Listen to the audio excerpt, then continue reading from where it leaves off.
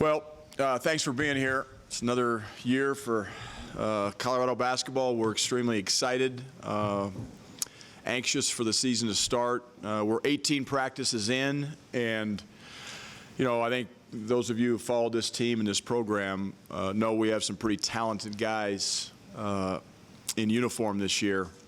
But right now, we are, if I had to describe our team in one word, it would be overrated.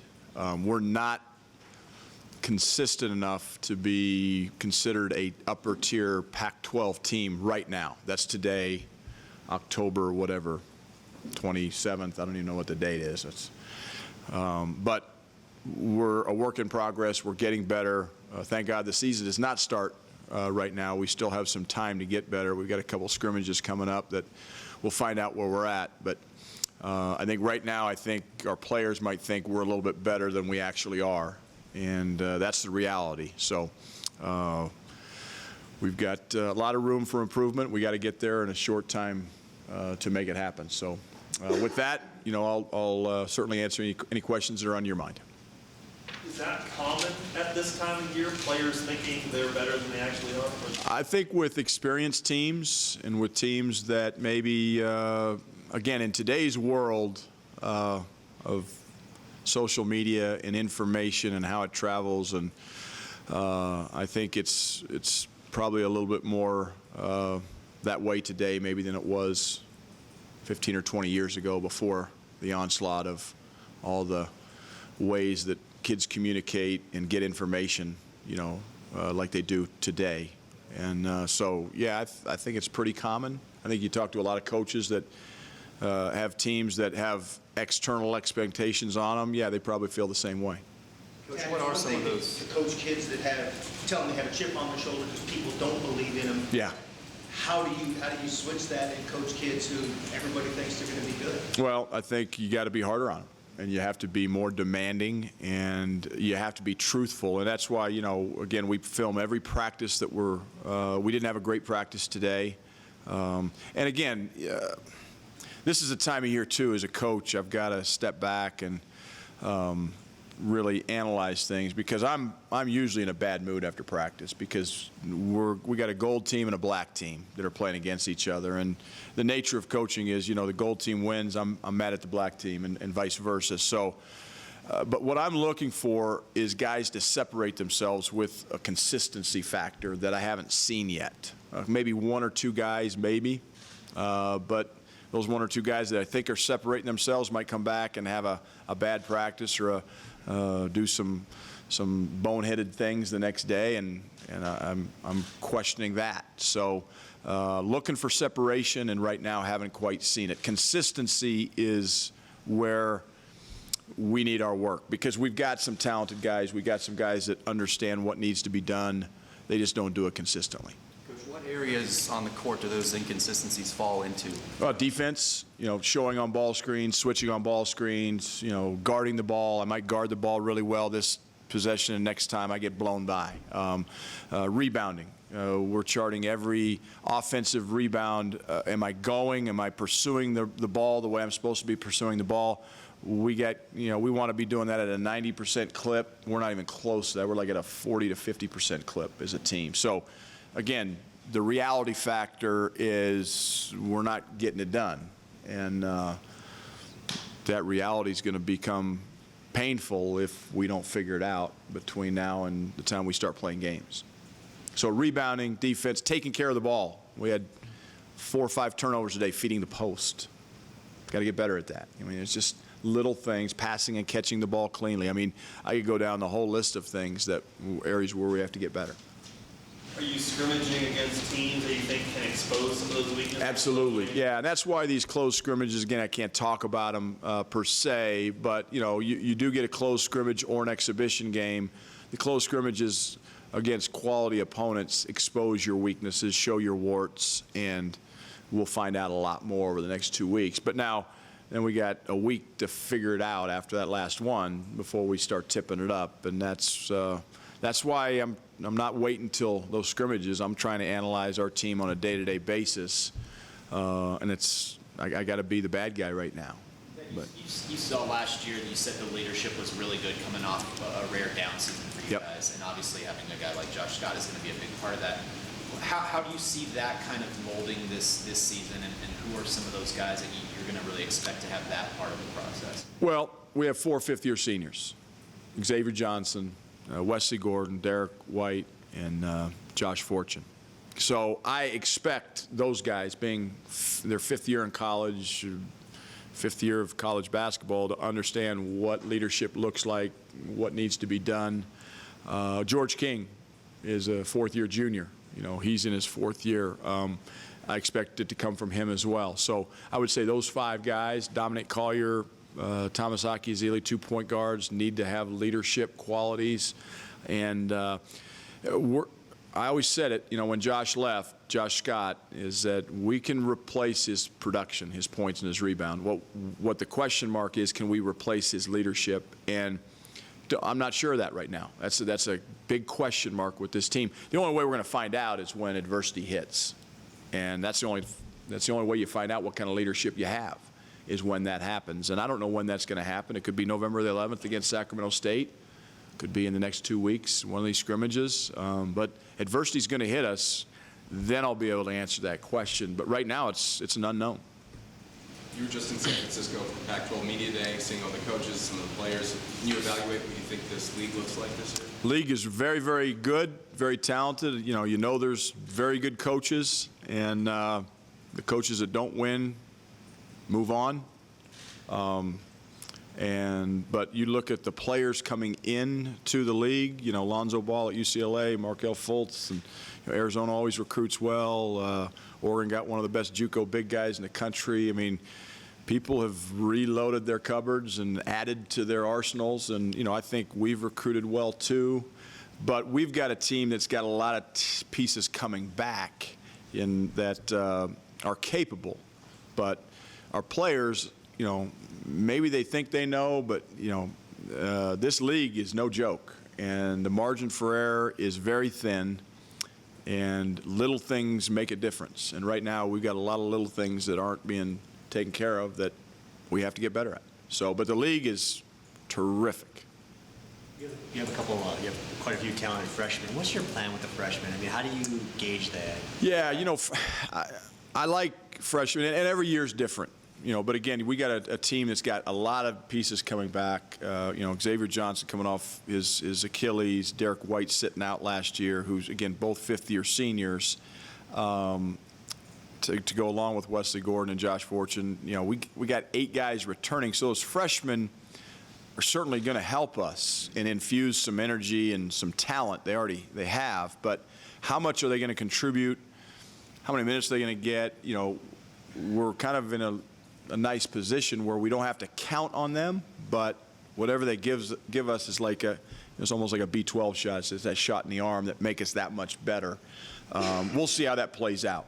You know, but you know, I think Bryce Peters, Deleon Brown, Lucas Seward, and Dallas Walton's done some nice things. Now Dallas, possible red shirt. We'll figure that out in the next 3 weeks. But those 4 guys are really talented. They're going to have good careers at Colorado. But what kind of freshman year they're going to have, I don't know. But most freshmen have ups, they have downs, they have inconsistencies. But those guys are all talented, and they're going to help us, whether it's this year or certainly the future. Did you guys look at point guard as an area where I mean, obviously you want to improve all kinds of facets of the game, but is that going to be a really big key for you guys, improving this? Absolutely. Yeah, I think our point guard play has to be better this year than it was last year for us to continue on our upward trajectory in terms of postseason play, advancing in postseason play. You know, Dominic Collier is a capable player, going from an underclassman role as a sophomore to an upperclassman as a junior. He's got 2 years of college basketball experience, had a good offseason in the weight room. His body changed. Thomas Akiazili, again, going from that freshman year, and a foreign kid goes through a lot more of an adjustment even than a domestic kid in terms of that freshman adjustment. So, but Thomas is much more comfortable this year.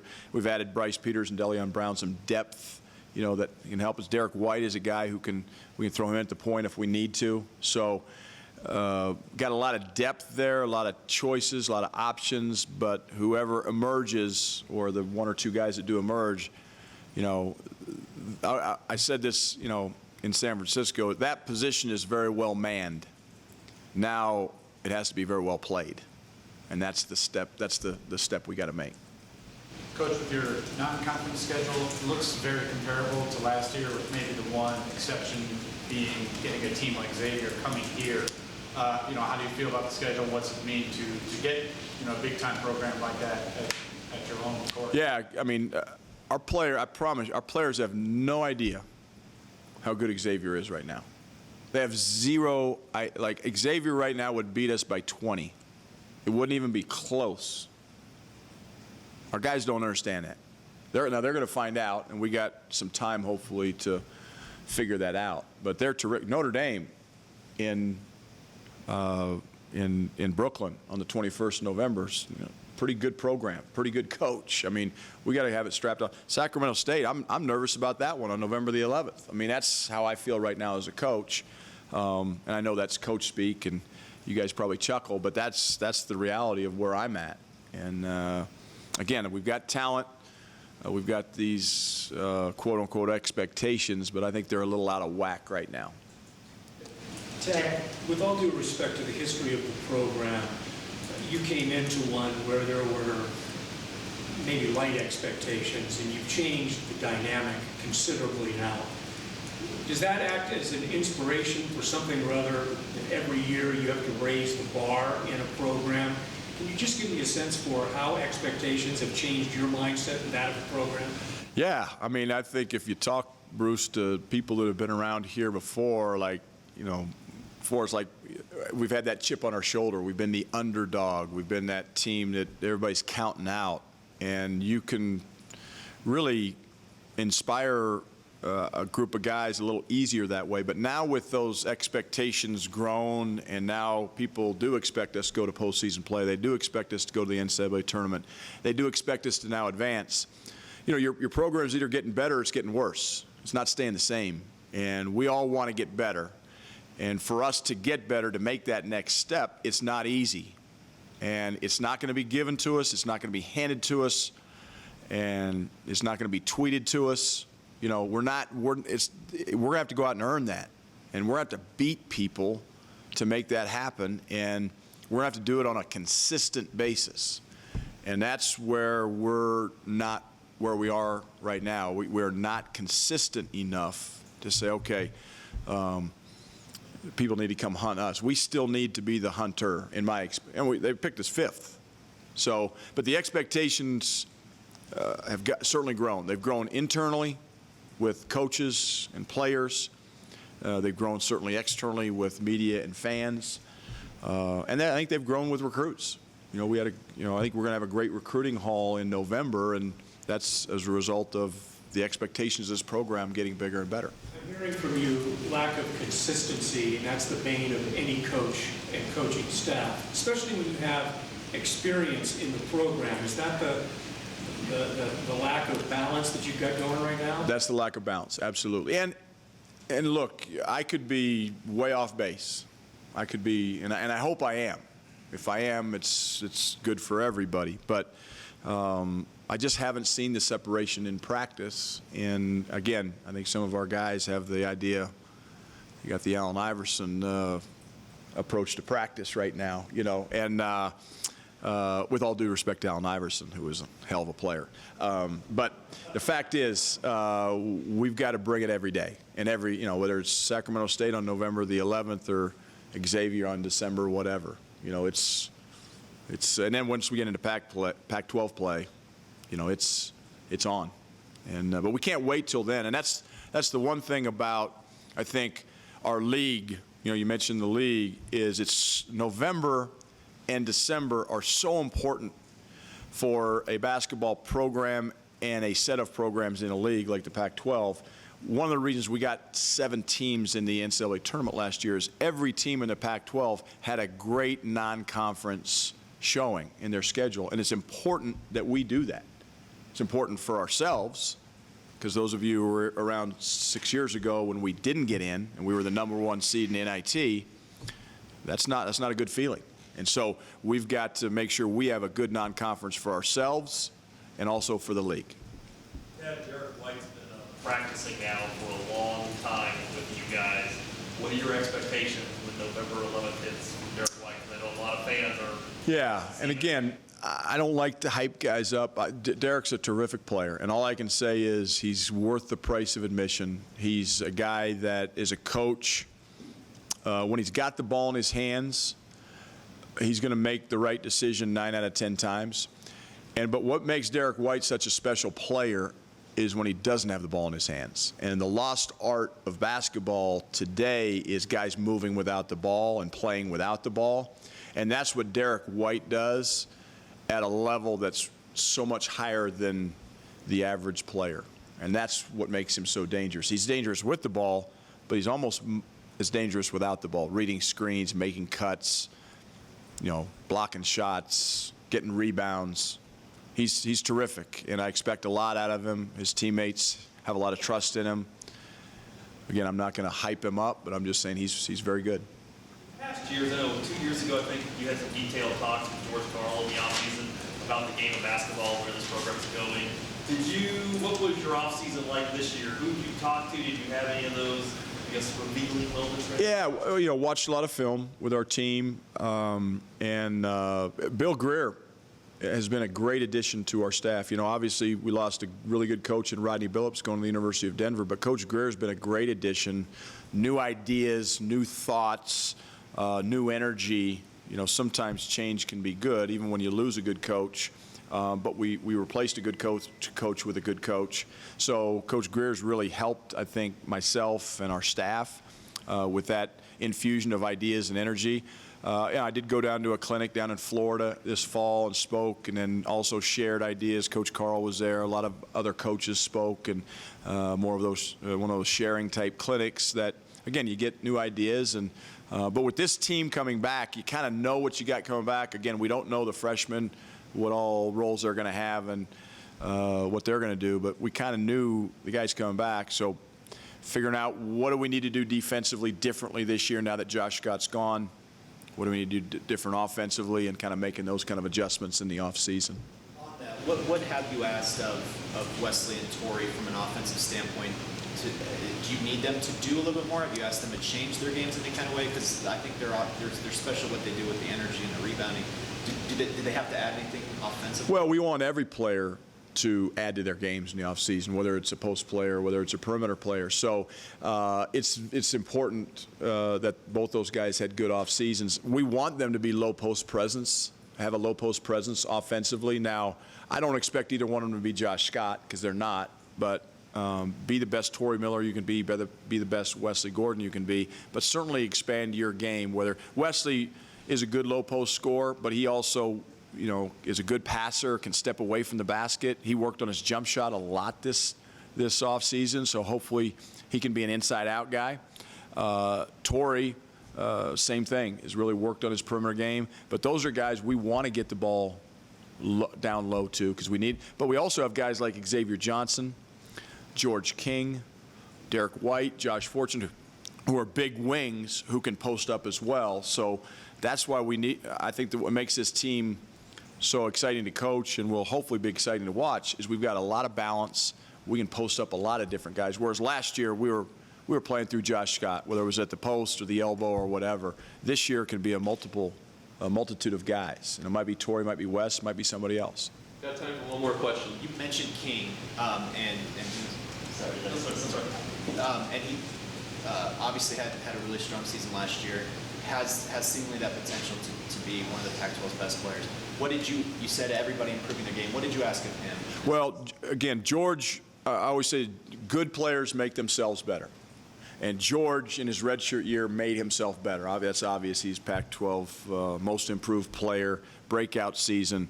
George is a good player. We all know that. Now, what does it take for you to become a great player? Well, great players make those around them better. And that's George's challenge now is, okay, you've made yourself a good shooter. You're a knockdown guy. You can get to the rim, get to the foul line. You can score points.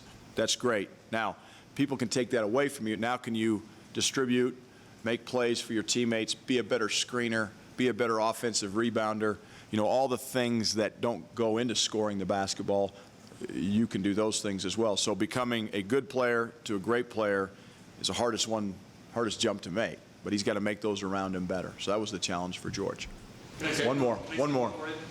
Sneak one more. Ted, one of the Achilles heels of the team last year was holding a late game lead. I think Yep. it was 2 Utah games, I think it was a tournament game, I think it was a USC game.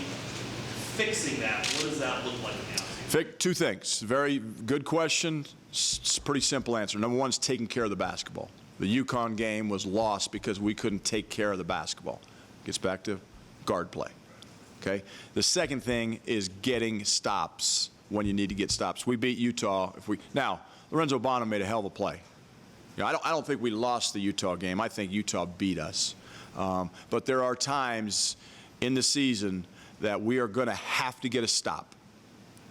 And we have to get those stops when the stops need to be had. And those are the two, we got some offensive guys. George King doesn't hit the 3 here against Washington State. We probably lose that game.